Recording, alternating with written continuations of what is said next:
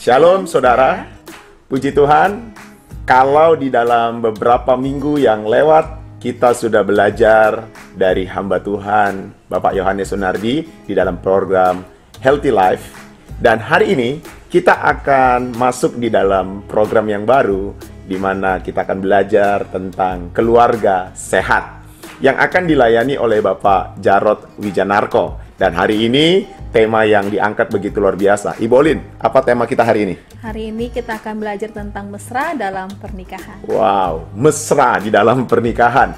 Kiranya apa yang akan disampaikan Pak Jarod boleh memberkati kita, menginspirasi kita, dan membuat keluarga kita menjadi keluarga sehat. Dan biarlah ini boleh menginspirasi kita semua. Selamat menyaksikan.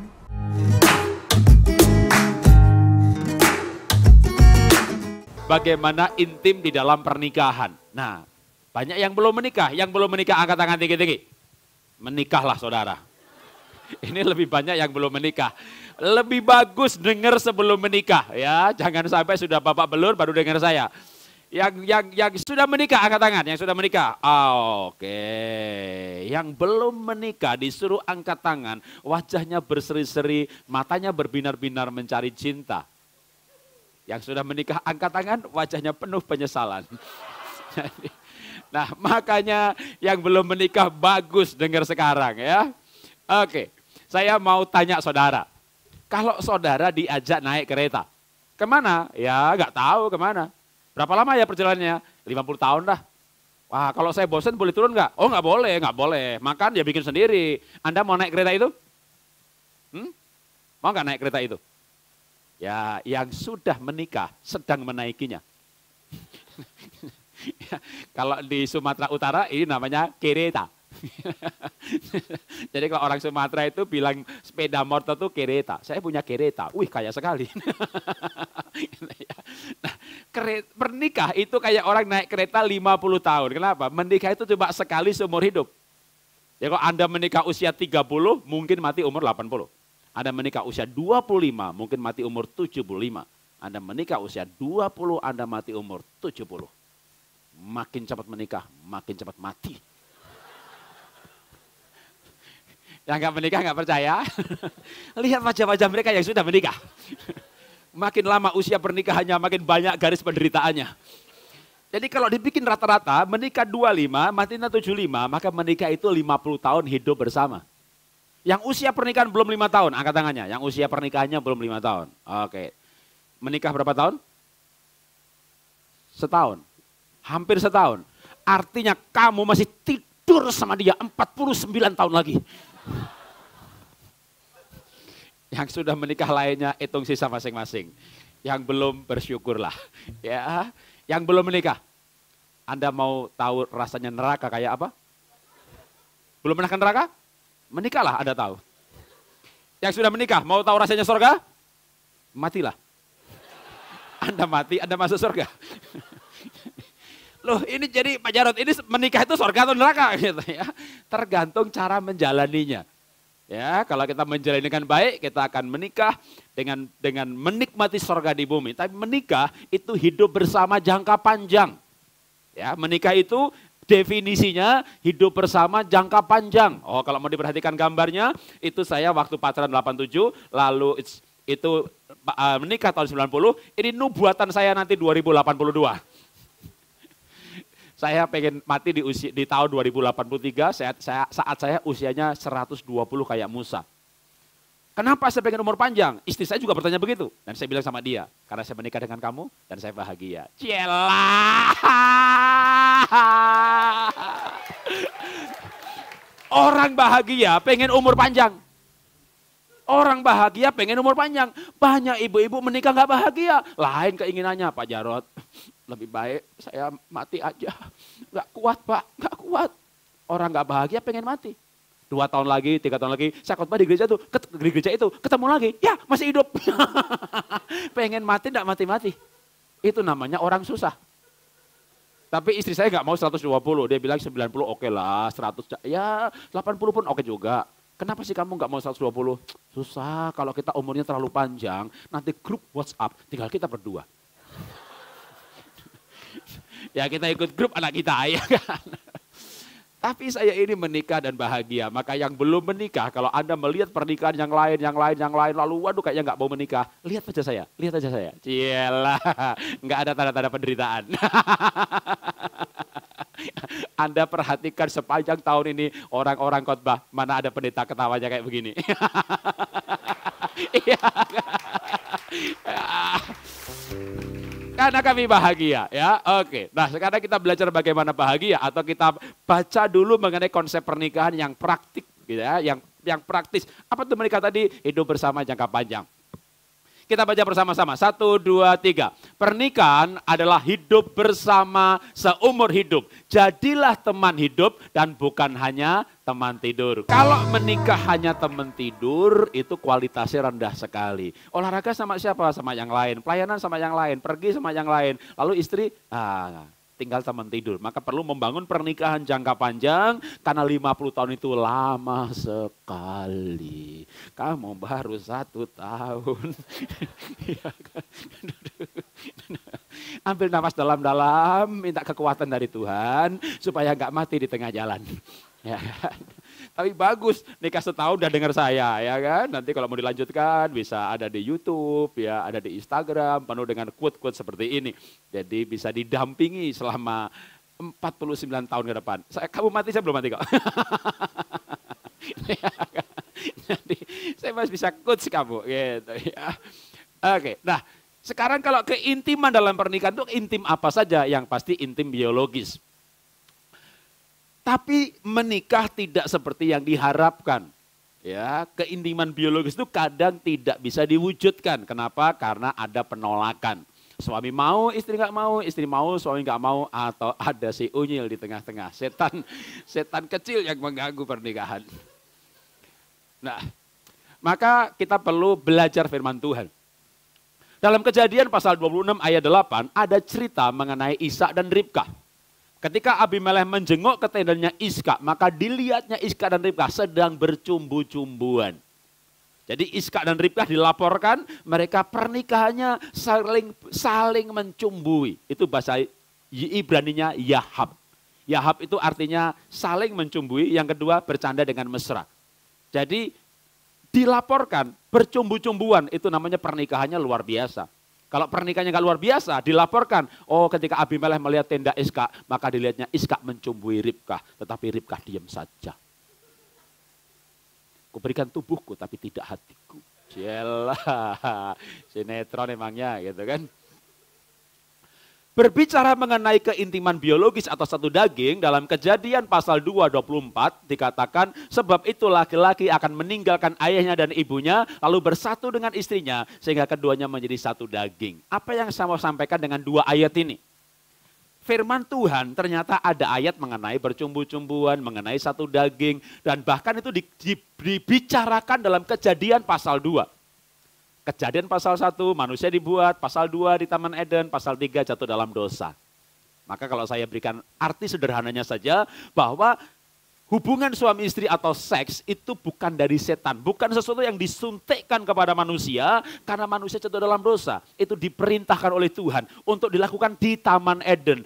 Eden yang artinya tanah merah atau arti kedua adalah the spot of presence of God. Hubungan suami istri itu dirancang untuk dilakukan dalam hadirat Tuhan. Kenapa? Karena itu satu yang kudus. Tapi perhatikan baik-baik yang belum menikah, kudusnya itu di dalam pernikahan. Kenapa? Karena Alkitab berkata begini. Lalu Allah menciptakan pria dan wanita itu. Lalu Allah memberkati mereka. Lalu Allah berfirman kepada mereka, beranak cuculah, penuhilah bumi, taklukkanlah itu. Urutannya jelas sekali. Tuhan berfirman kepada mereka, beranak cuculah. Gimana mau beranak kalau gak hubungan suami istri? Atau seks. Tapi diawali dengan apa? Lalu Allah memberkati mereka. Lalu Allah berfirman kepada mereka, beranak cuculah. Jadi pemberkatan dulu baru beranak. Jangan beranak baru pemberkatan. Tapi di dalam pemberkatan maka beranak atau aktivitas punya anak, itulah seks, itu adalah kudus. Nah kalau kita punya konsep di luar itu salah. Termasuk ada juga yang sudah menikah pun menganggap seks itu tidak kudus. Sehingga kalau habis hubungan suami istri mau ngusir setan, nggak berani. Kenapa nggak berani? Saya tadi tidak kudus. Kenapa nggak kudus? Itu kudus antara suami dan istri. Saya mau bakar jimat, mau usir setan, nggak akan kena serangan balik gara-gara hal itu. Pak kalau gitu waktu puasa boleh nggak? Ya boleh. Kalau puasanya makan. Ya, puasa Daniel nggak boleh makan daging. Puasa yang lain nggak boleh makan. Kalau mau puasa hubungan suami istri, namanya bertarak. Korintus ada peraturannya. Kalau engkau berpisah, bertarak supaya bisa berdoa. Itu harus dengan persetujuan bersama. Kenapa? Karena istri, tubuh punya suamimu. Suami, tubuh punya istrimu. Puasa jenis hubungan suami istri harus persetujuan bersama. Nggak boleh istri sepihak. Wah, gembala umumkan puasa 30 hari. Haleluya, perlindungan yang teguh. Gitu ya kan. Jadi kalau suami ngajak, aku lagi puasa. Emang nggak boleh? Nggak boleh. Aduh, itu nggak boleh sepihak. Ya, jadi karena hubungan suami istri itu kudus, tapi kudusnya di dalam pernikahan. Ada yang terlalu kudus. Mau perjamuan kudus, 7 hari di muka nggak mau berhubungan. Persiapan. Loh kalau Anda gerejanya GKJ, itu perjamuan kudus 3 bulan sekali. Nggak apa-apa lah, sekali-sekali kan 3 bulan sekali mau perjamuan, 7 hari di muka persiapan. Kalau Anda di Tiberias, tiap minggu perjamuan, 7 hari di muka, lewat terus. Pindah gereja saudara ya. Ya kan? Jadi, tapi ada orang yang merasa tidak kudus ketika melakukan hal itu. Jadi kalau puasa yang tidak kudus, kecewa tidak kudus, kepahitan tidak kudus, hubungan suami istri kudus di dalam pernikahan. Jadi ini konsep ini perlu disamakan antara suami istri supaya tidak ada penolakan karena beda konsep. Kenapa terjadi penolakan? Karena ada ketidakintiman psikologis. Ada orang namanya Dr. Mark Goulston menulis buku The Six Secrets of a Lasting Relationship. Jadi supaya suami istri itu bisa intim, maka sebenarnya keintiman itu harus dimulai dari dapur. Harus dimulai dari tempat bersih-bersih toilet, kebersamaan mengerjakan pekerjaan rumah, ya, atau kebersamaan yang lain. Jadi harus menjadi teman hidup, bukan hanya sekedar teman tidur. Maka dinasehati bagi yang sudah menikah. Ya, kalau yang belum menikah malah direm, jangan mengobarkan kerinduan. Kidung Agung berkata, jangan mengobarkan cinta sebelum waktunya. Tapi bagi yang sudah menikah, seringkan cintanya habis. Nah itu perlu dikobarkan terutama ketika misalnya contohnya kesendirian yang kreatif. Ibu sudah menikah, ke gereja sendiri. Itulah menikah. Kalau pacaran, kemana-mana berdua. Gitu ya. 3 tahun 5 tahun menikah, bersama-sama tapi banyak berantem. Ya, ke gereja pagi, siang berantem. Lewat sini macet, jangan lewat situ macet.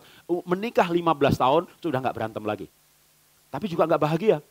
Kenapa? Karena ke gereja masing-masing. Jadi tidak bertengkar bukan karena bahagia, karena memang nggak saling berbicara. Menikah 1 tahun, 2 tahun, 3 tahun, pencet odol dari bawah. Oh, kayak gitu diurusin. Lah kamu biar rapi. Wah berantem soal odol. Menikah 15 setahun, 10 tahun, tidak bertengkar lagi. Kenapa? Odolnya sendiri-sendiri. Toiletnya sendiri-sendiri.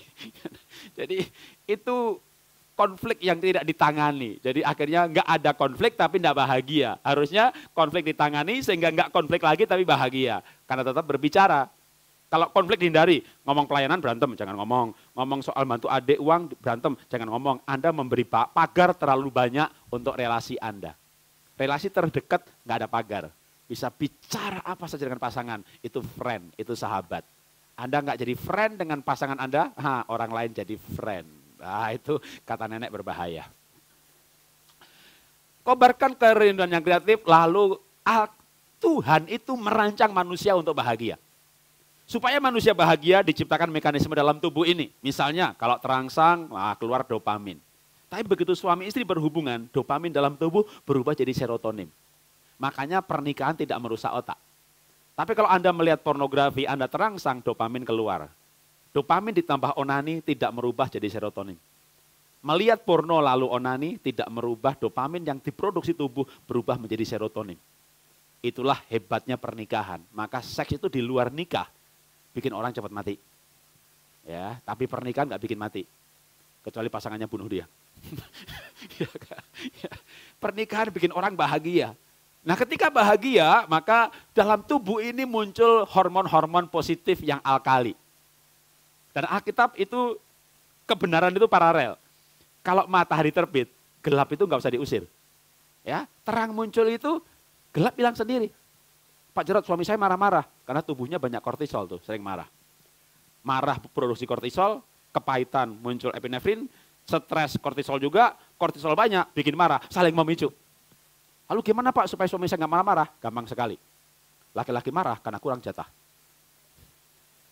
Begitu dia terangsang atau dia jatuh cinta, hormon positif muncul, negatif itu hilang sendiri loh.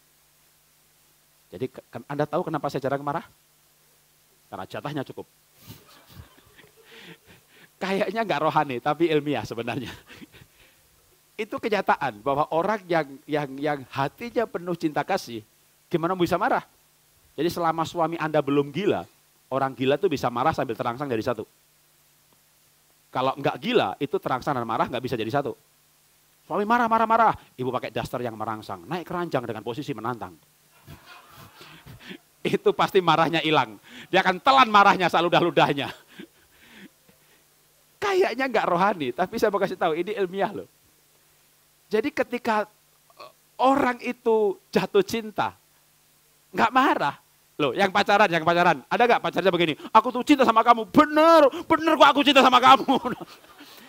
Itu orang gila, saudara. Itu orang gila. Orang jatuh cinta tuh nggak bisa marah.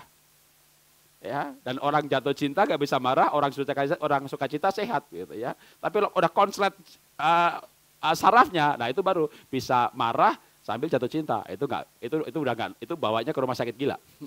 Tapi kalau suami atau istri itu masih normal, itu mudah mengendalikannya. Pak, tapi itu tadi Bapak bilang suami, kalau istri, kalau istri marah itu jelas sekali saldonya kurang.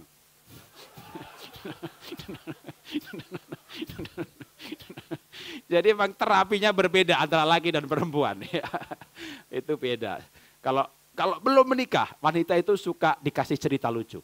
Wah ya, kalau sudah menikah, laki-laki cerita lucu sama istrinya, nggak lucu. Kenapa? Nggak lucu.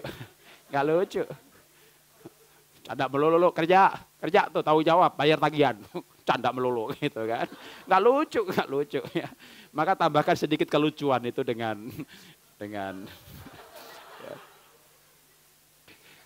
Jadi yang belum menikah, laki-laki belum menikah, cari wanita belum menikah, kasih cerita lucu dia seneng, ya kan. Atau dikasih bunga mawar juga seneng. Ya, sudah menikah kasih bunga bank. Ya. Nah, itu istri baru senang. Nah, mari kita membaca quote berikut ini. 1, 2, 3. Keintiman suami istri adalah kenikmatan yang Tuhan sediakan untuk menjalani kehidupan dengan bahagia. Keluarga Indonesia, bahagia luar biasa. Keluarga Indonesia, bahagia. Haleluya. Di dalam pernikahan itulah Tuhan menyediakan hal ini. Ya, di luar pernikahan itu dosa. Maka Anda kalau enggak tahan, ya menikah aja. Yang penting sudah punya pekerjaan, punya tujuan yang jelas. Laki-laki punya tujuan, baru cari pasangan. Kayak kereta tadi, kalau enggak ada tujuan, ya orang enggak mau naik. Maka laki-laki belum menikah, punya tujuan, baru cari pasangan. Oh Pak, saya sudah tes assessment diri saya ini, dites ternyata foto karakter saya sanguin. DISC saya tipe intim Pak. Kalau saya diambil foto karakternya kuning, ternyata menurut hal itu saya cocoknya jadi entrepreneur, jadi pengusaha. Tapi saya punya kelemahan, saya tidak teliti. Nah, makanya cari pasangan yang teliti. Mengerti diri sendiri, tahu tujuan hidupnya, cari pasangan. Oh iya Pak, saya pandai berbicara, nawari barang cocok, pandai bergaul, tapi saya nggak teliti. Cari pasangan yang teliti, yang mengerti keuangan. Makanya mulai sekarang, kalau makan siang, nongkrong depan fakultas ekonomi. Gitu, saudara ya kan. Jadi punya tujuan dulu. Gak punya tujuan hidup, gimana mau cari pasangan hidup? Ya, cari tujuan gak jelas, pasangan hidup gak jelas. Nanti salah menikah 50 tahun bareng-bareng, bubar di tengah jalan. Kagak ada tujuannya. Ya, memiliki tujuan itu penting. Keintiman biologis, yang kedua keintiman psikologis. Kalau enggak bisa jadi teman hidup. Alkitab berkata demikian, atau fenomenanya demikian. Banyak orang menikah, lalu tidak ada keakraban sama sekali. Ketika menikah, maka merasa bahwa pasangannya ini makhluk asing yang mendarat dalam kehidupannya. Kenapa demikian? Tidak terjadi keintiman psikologis karena tidak memahami bahwa mereka berbeda. Tapi Alkitab mengajarkan bahwa ketika laki-laki tadi meninggalkan ayah ibunya, bersatu dengan istrinya, keduanya telanjang tapi tidak malu. Telanjang gak malu berarti akrab. Jadi satu daging itu harus dalam konteks keakraban. Kalau enggak itu namanya KDRT dalam keluarga. Pernikahan adalah legalisasi KDRT. Kenapa? Karena tidak ada keakraban. Maka bangunlah keakraban.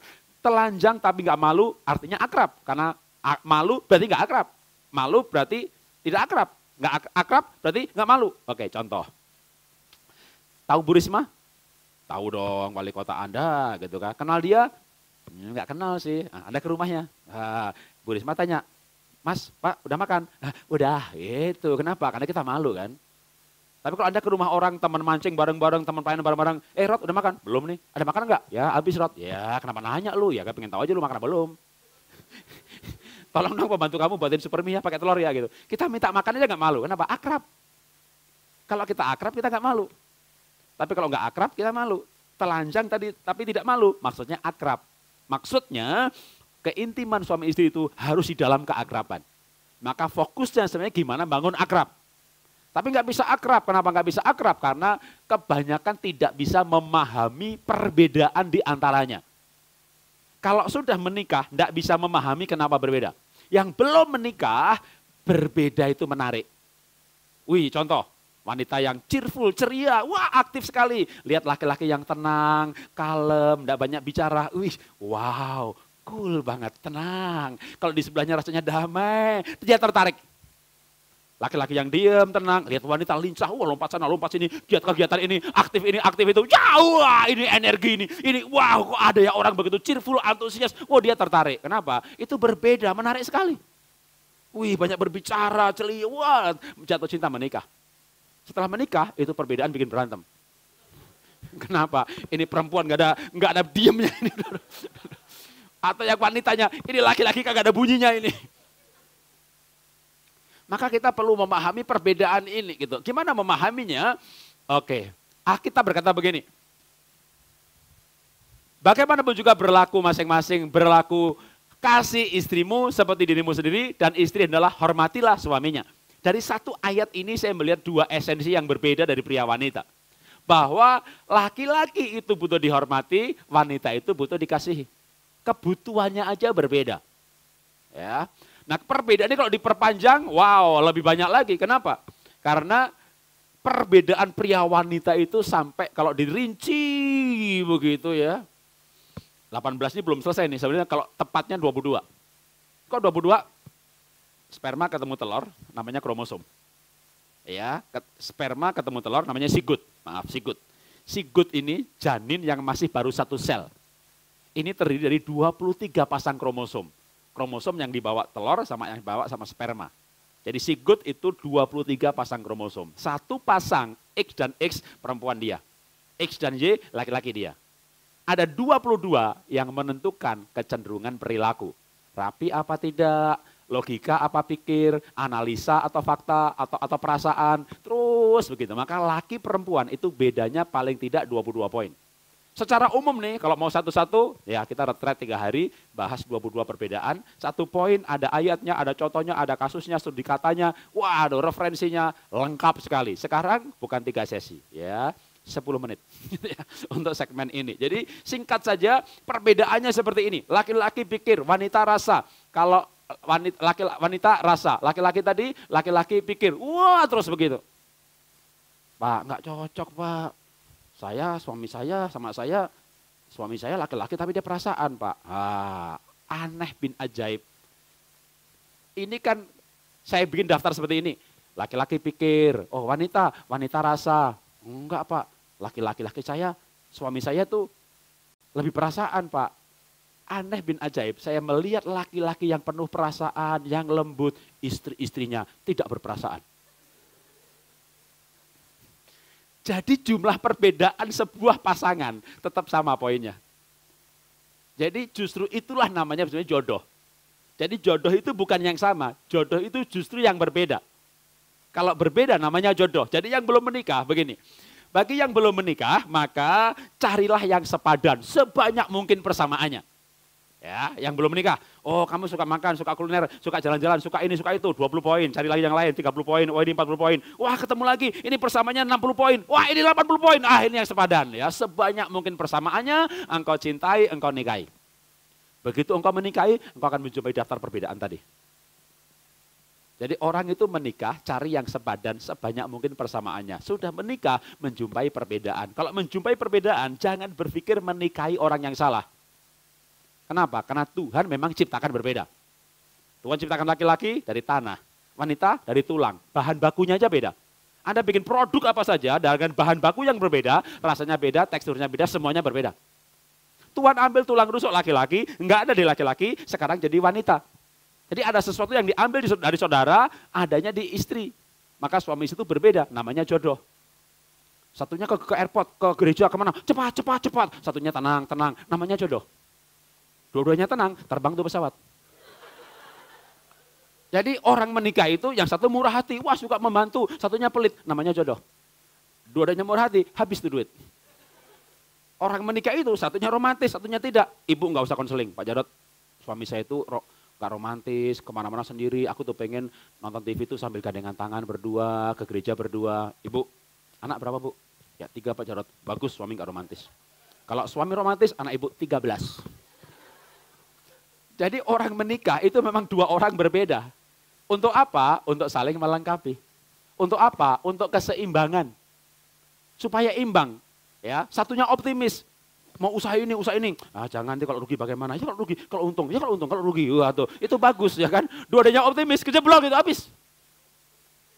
Jadi menikah itu keseimbangan. Kayak kaki kiri, kaki kanan. Itu namanya pairing. Jodoh itu pairing kan. Kiri sama kanan. Satu depan, satu belakang. Satunya turun ke bawah, satunya di atas. Satunya di atas, satunya di bawah. Itu namanya jodoh. Atau Anda gak suka begini? Anda gak suka begini? Gak suka? Ya kalau gak suka begini aja. Itu nanti pas turun tangga jatuh itu. Karena kalau turun tangga itu bagusnya satu di atas, satu di bawah untuk imbang. Jadi perbedaan itu keseimbangan. Ya, saya orangnya super optimis. Waduh, usaha lagi. Waduh, yang rugi nggak tahu berapa miliar tuh habis dah. Untung saya punya istri pesimis. Ya, negatifnya pesimis, tapi itu sebenarnya hati-hati. Maka ketika duitnya banyak, saya pengen usaha, dia bilang jangan semuanya dicemplungin, ya, beli tanah, beli ruko, gitu. Wah, beli tanah biasanya 1 M, belum, gitu. 3 M, buka usaha, wah habis. 10 tahun kemudian, yang tanah itu 10 kali lipat. Istri itu penyelamat loh, walaupun kadang menyebalkan. Waktu dia nggak setuju tuh kita sebel banget ya kan, mau buka usaha ini kok, ini otaknya gimana sih kayak nggak klik gitu loh. Wah, begitu usahanya gagal gitu, aduh untung. Untung yang dia pegang naik 10 kali lipat. Kita kerja 5 tahun, aduh malah 1 M, 2 M habis itu. Yang dibeli tanah sama dia, wih naik 10 kali lipat. Tuh. Aduh, memang kamu diciptakan ada gunanya. Cuma kadang kita menyadari belakangan gitu. Makanya kalau saya menikah lebih lama, lebih duluan sadar gitu ya kan. Maka saya pengen mengajar kepada saudara supaya sadar juga gitu ya. Jangan lama-lama gak sadarnya. Jadi kalau yang belum menikah, cari yang banyak yang persamaannya. Sudah menikah, menjumpai perbedaan. Tuhan memang ciptakan demikian. Ya, jangan berlarut-larut, aduh saya kayaknya salah menikah, enggak. Perbedaan diciptakan Tuhan untuk keseimbangan, untuk saling melengkapi, bahkan saling menyempurnakan. Saya orangnya semangat dagang, semangat kerja, cari duit, tapi saya nggak bisa pegang duit. Istri saya sampai, aduh kamu tuh kalau pegang duit, orang minta tolong, ditolong, habis semuanya. Ya, tapi saya punya kelemahan. Apa kelemahan saya? Saya nggak rapi. Begini aja udah rapi, padahal tidak rapi. Gitu ya. Aduh parah kalau soal kerapian gitu. Jadi, waduh, buka laci ambil gunting lupa nutup, buka laci ambil sendok lupa nutup, buka lemari ambil baju lupa nutup. Saya punya talenta membuka. Buka gereja, buka. Wah ketua misi 8 tahun ya, buka sekolah. Ketemu gereja kompor itu buka sekolah, gimana caranya? Nah, aduh, istri yang jelasin gitu ya kan. Karena malas jelasin. Provokator. Jadi saya itu gak teliti gitu ya. Akhirnya saya bilang sama istri begini, mari kita saling melengkapi. Saya cari uang, kamu yang pegang. Dia matanya kinclong. Amin. Jadi kita saling melengkapi. Saya cari uang, kamu yang pegang. Oke setuju. Saya buka laci, kamu yang nutup.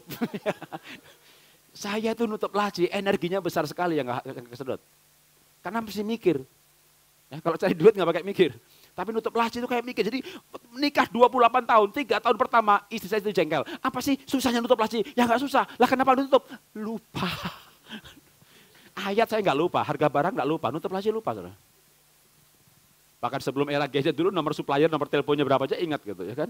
Jadi banyak hal yang saya ingat, tapi nutup laci, lupa lu. Emang itu kelemahan saya. Energinya seolah butuh energi yang besar sekali untuk naruh sendal pada tempatnya, naruh gunting pada tempatnya. Itu kayak energinya besar. Saya bilang, kalau saya ngurusi itu semuanya, saya nggak bisa cari duit. Biar saya cari duit, kamu yang beresin itu semuanya. Gitu ya. Dulu istri saya juga nggak ngerti panggilan itu. Jadi saya mentraining saya supaya saya bisa nutup laci. Yang mentraining darah tinggi, yang ditraining darah rendah. Jadi supaya itu nggak terjadi, oke, masing-masing perannya masing-masing aja. Pokoknya saya nggak bisa nutup laci, tapi saya bisa cari duit. Daripada nutup laci, gue cari duit. Itu namanya saling melengkapi, saling menyempurnakan.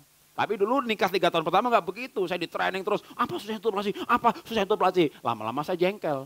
Karena jengkel, sebelum saya pergi, saya buka sekalian. Udah.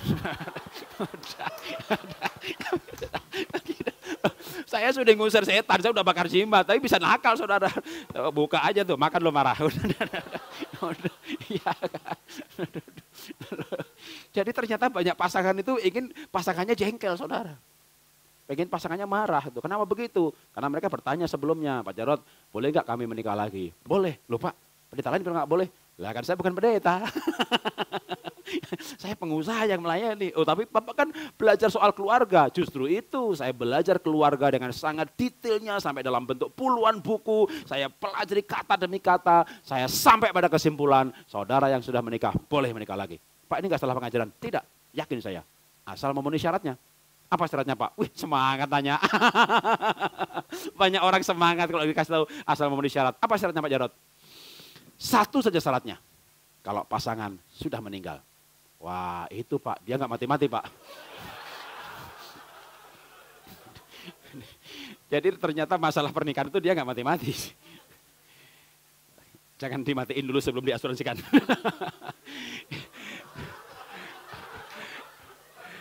Tapi itu kan dosa, iya kan? Bunuh pasangan dosa, matiin pasangan dosa. Diharapin mati malah nggak mati-mati. Mau didoakan supaya dia mati? Saya khawatir kalau Anda mendoakan pasangan mati, Anda mati duluan. Karena orang yang pengen orang lain mati itu orang kecewa kepahitan. Orang kecewa kepahitan lebih cepat mati. Makanya jangan mengharap pasangan mati. Tapi kalau orang mengharap pasangan mati, maka dia bikin jengkel, biar kesel, biar mati lo. Nggak mati-mati, tambah etes. Udah, buang itu semuanya gitu ya. Bukan bagaimana dia sengsara, bagaimana dia bahagia. Dia bahagia, kita bahagia. Ya, jangan berpikir menikah lagi udah. Memang boleh kalau dia mati sudah meninggal, ya kan? Menikah lagi nggak boleh, selingkuh nggak boleh, ya kan? Hanya boleh kalau dia meninggal. Masalahnya, dia nggak mati-mati. Jadi jangan berpikir itu aja. Ya, gimana sekarang kita kalau bahagia kita nggak pengen mati. Makanya kalau saya ditanya, pengen umur berapa? 120, kenapa? Bahagia, celah. Oke, menikah berbeda itu saling melengkapi, berbeda itu untuk keseimbangan. Kita akan baca bersama-sama. 1, 2, 3. Kasih akan memberikan kemampuan untuk memahami dan menerima pasangan apa adanya, bahkan bersyukur untuk sisi baiknya. Oke, jadi suami istri itu penolongnya suami. Itu adalah Kejadian 2:18. Bagaimana dengan Maleakhi 2 ayat 14? Maleakhi pasal 1 bangsa Yahudi nggak diberkati, pasal 2 ditegur pernikahan, pasal 3 ditegur keuangan, pasal 4 ditegur orang tua anak. Hati bapak kembali anak, anak kembali bapak. 3 soal keuangan, 2 itu pernikahan yang ditegurnya. Kenapa bangsa Israel pada waktu itu nggak diberkati? Karena ternyata pada waktu itu banyak laki-laki Yahudi tidak setia dengan istri masa muda. Jadi laki-laki harus setia dengan istri masa muda. Dengar baik-baik, jangan salah tangkap. Kalau Anda salah tangkap nanti pulang gereja, bagus ya, banyak Pak Jarod ya. Kita harus setia dengan istri muda, boleh, bagus. Tunggu. Ada kata masa. Jadi orang harus setia dengan istri masa muda. Nah, kenapa harus setia dengan istri masa muda? Karena Maleakhi 2:14 berkata bahwa istri itu teman sekutu dan istri seperjanjian. Terminologi Kejadian menggunakan kata sepadan. Maleakhi menggunakan istilah teman sekutu. Atau di situ bisa di dalam kitab berkelimpahan ada footnote-nya, itu adalah teman sekutu itu sekongkol, komplotan. Ya, tapi komplotan yang ada perjanjian, maka bisa diterjemahkan atau diartikan itu kongsi. kongsi hukum yang ada perjanjian, kayak orang kongsian dagang ya. Jadi istri itu kongsi yang sepadan. Petrus menggunakan istilah yang lebih baik lagi. Hai suami-suami, suami-suami, hormatilah istrimu. Jadi ada banyak ayat, hei istri tunduk suami, hei istri taat suami, hei istri hormat suami. Ayatnya banyak dan sering dikotbahkan. Ayat ini kayak jarang dikotbahkan. Hei suami, hormati istri. Kenapa ayat ini jarang dikotbahkan? Karena yang khotbah laki-laki. Jadi coba yang khotbah wanita, dia khotbah ayat ini deh. Kemarin ibu-ibu GSCA nasional se-Indonesia kumpul, tak kasih ayat ini. Wah ini bagus Pak, ini ayat bagus buat khotbah ini. Bagus lah. Ada ayatnya saudara bahwa suami juga harus menghormati istri. Kenapa demikian? Karena hormatilah mereka sebagai teman pewaris kasih karunia. Teman kongsi, sekutu, teman kongsi yang pakai perjanjian, sepadan, teman pewaris. Ini empat ini digabung jadi satu, bermuara pada satu arti bahwa suami istri itu suami kepala istri penolong, tapi sepadan. Kongsian dengan tugas satu komisaris, satu direktur, tapi sepadan. Kongsian satu jabatannya kepala, satu jabatannya penolong. Tapi kepala penolong ini, penolong bukan bawahannya kepala. Penolong karena tugasnya yang berbeda. Oke, maka untuk ilustrasinya adalah ketika saya buka perusahaan beberapa, malah ada tambah satu lagi sekarang Inatek untuk animasi. Saya buka perusahaan dengan kongsi yang sama sejak tahun 92. Kami sudah kongsian berarti sekarang ini 26 tahun. Kami tidak pecah kongsi, tidak nambah kongsi. Kami klub, kenapa klub? Cocok karena saling menghargai. Kenapa saling menghargai? Karena sahamnya sama. Di perusahaan yang satu saya komisaris, yang lain saya direktur. Komisaris dan direktur tugasnya beda. Komisaris kebijakan. Kalau direktur eksekusi. Kita masuk pasar modern apa tradisional? Ya tradisional aja, margin lebih gede. Ya tapi kan yang bohongin banyak. Masuk modern dah, tapi margin kecil, kerja bakti. Ya udah nge-brandingnya lewat pasar modern, tapi cari untung di pasar tradisional supaya lebih aman hanya dengan pihak yang ada referensi. Referensi ditinjau ulang karena kadang-kadang reputasi itu berubah dengan berubahnya waktu. Oke, kalau gitu pasar modern berapa persen, tradisional berapa persen? Sepakat, nah itu komisaris, rapat dengan dewan komisaris, putuskan. Direktur eksekusi, supplier mana, masuk toko mana, channel yang mana, diskon berapa, tugasnya beda. Tapi karena sahamnya sama, saling menghargai. Karena saling menghargai, kongsian kayaknya kami punya filosofi hidup sekarang ini. Ya kalau kita mati selesailah kongsian ini. Anak kita, ya nggak tahu nanti mereka mau cocok meneruskan apa tidak. Paling tidak selama kita hidup ya nggak ada orang baru masuk, nggak ada yang keluar. Itu sampai kayak gitu kira-kira, saking menghormatinya kami di antara kami berdua. Kami beda suku, beda taman dasar, tapi pemahaman seperti itu dibangun oleh waktu karena posisi yang sama walaupun perannya berbeda. Nah itu hanya ilustrasi saja sebenarnya untuk pernikahan. Pernikahan itu sama. Menikah itu suami kepala istri penolong, tapi sahamnya sama loh. Banyak orang sadar kalau sahamnya sama ketika gugat cerai. Orang menikah, lalu ke sidang perceraian, ketok palunya gimana? Harta gono gini bagi dua. Kenapa dibagi dua? Karena suami istri itu sahamnya sama. Milik suami, milik istri dalam pernikahan itu kalau pada bercerai, hartanya dibagi dua. Ibunya di rumah jagai anak, bapaknya kerja cari duit, begitu cerai, harta dibagi dua. Kenapa? Karena sahamnya sama. Kadang orang baru sadar ketika di meja pengadilan. Indonesia, Eropa, Amerika, Australia, Singapura, dimanapun di muka bumi ini, kalau cerai, harta bagi dua. Kenapa? Karena sahamnya sama. Kecuali sebelum menikah, bikin akte perjanjian harta terpisah. Itulah susahnya orang kaya. Mau nikah, udah siap-siap bercerai. Supaya kalau cerai nggak dibagi gitu. Saya dulu menikah, nggak bikin akte. Kenapa nggak bikin akte? Karena nggak punya apa-apa. Saya ini orang Jawa, orang Solo. Bapak saya jagai tanahnya orang lain. Miskin minta ampun. Istri saya keluarga Surabaya, kalau ada tahu toko Kuan, nah itulah keluarga dari istri saya. Gitu ya, di Peneleh. Nah itu ekonominya cukup lumayan gitu kan. Jadi saya orang miskin. Menikah sama keluarga Tionghoa. Saya orang Jawa, dia Tionghoa, saya miskin, dia cukup lumayan gitu. Waduh itu Istri saya karena cinta saya nggak ragu-ragu. Dia mau sama saya waktu saya masih kuliah di Bogor. Saya indekos saya di pinggir Sungai Ciliwung, ada rumah liar di situ. Pacar saya waktu itu kos-kosan itu 120.000 sebulan. Saya cuma 10.000 rumah liar di pinggir Sungai Ciliwung. Maka itu saya sangat yakin kalau dia sangat cinta sama saya. Cielah. Dia mau waktu saya miskin.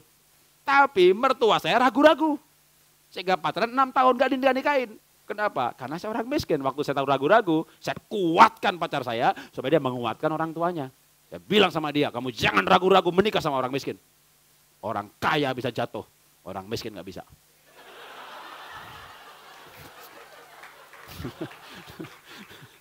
Kenapa gak bisa jatuh? Karena kami sudah tergeletak. Tergeletak di pinggir sungai liar, rumah liar di pinggir Sungai Ciliwung. Kalau kami jatuh, kami mati. Maka orang miskin gak bisa jatuh. Waktu itu dia percaya. Dia kuatkan orang tuanya. Wah, kami dinikahkan gitu ya. Nah, kenapa pacar saya bela saya? Karena walaupun miskin kami rajin. Karena saya rajin diberkati. Ya, rajin dan takut akan Tuhan. Memang dua itu syarat yang dicari sama pacar saya. Takut akan Tuhan sama rajin gitu. Wah, begitu diberkati, punya rumah gede begitu. Waduh. Ini milik kita berdua gitu ya, nggak pakai akte perjanjian harta terpisah. Orang kaya perlu, ya kita nggak perlu. Apa yang mau dipisahkan? Jadi orang miskin itu ada untungnya, orang kaya ya ada untungnya juga ya. Orang miskin itu nggak takut jatuh. Waktu menikah juga saya bermasalah dengan istri dalam hal ngunci pintu. Saya nggak bisa ngunci pintu, selalu lupa. Kenapa? Bertahun-tahun kita hidup, tidak pernah kunci pintu. Orang miskin, apa yang mau dikunci? Jadi, saya menikah 3 tahun pertama itu, apa susahnya nutup laci? Waduh, dimarahin lagi gitu kan. Buka pagar, saya nggak pernah nutup, mobil nggak saya kunci. Ngunci mobil, ngunci garasi, ngunci pintu. Itu kunci mengunci, saya selalu lupa. Sampai akhirnya istri saya itu nggak bisa memahami saya bawa istri saya ke Solo, ke rumah orang tua saya. Saya ajak dia keliling rumah orang tua saya dan saya tunjukkan di sana, di rumah bapakku. Pintunya nggak ada kuncinya. Itu yang membuat dia memahami perbedaan. Suami kepala, istri penolong tapi sepadan, setara. Jadi beda tugas tapi sahamnya sama. Jadi kalau saya punya duit mau ganti mobil, saya nggak pernah ngambil keputusan tanpa bertanya kepada kongsi hidup saya, itulah istri saya. Kalau menurut kamu saya pakai mobil ini cocok nggak? Janganlah, kita itu mobilnya mobil keluarga saja gitu. Kan keren gitu. Kamu gak usah yang keren-keren. Jangan gitu dong. Berbahaya kamu pakai mobil keren. Benar juga sih. Saya pernah beli mobil BMW yang bagus gitu, saya isi bensin gitu. Yang jaga bensin bilang, udah lama Mas kerja sama dia. Gue dikira sopir. Itu dalam waktu 3 bulan saya jual.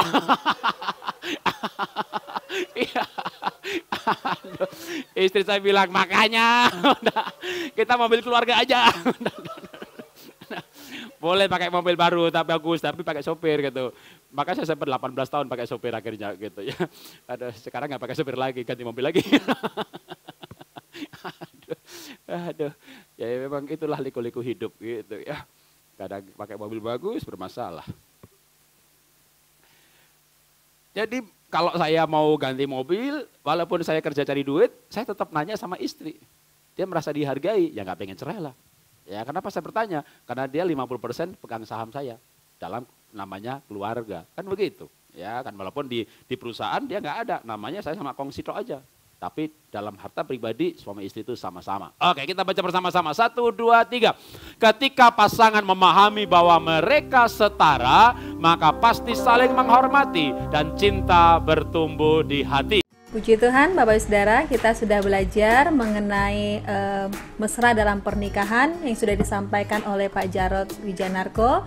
Semoga inspirasi-inspirasi yang sudah kita dengar, Bella ini boleh membuat keluarga kita semakin sehat, semakin bahagia.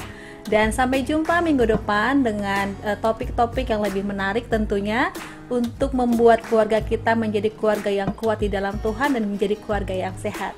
Sampai jumpa, Tuhan Yesus memberkati. Shalom semua, shalom.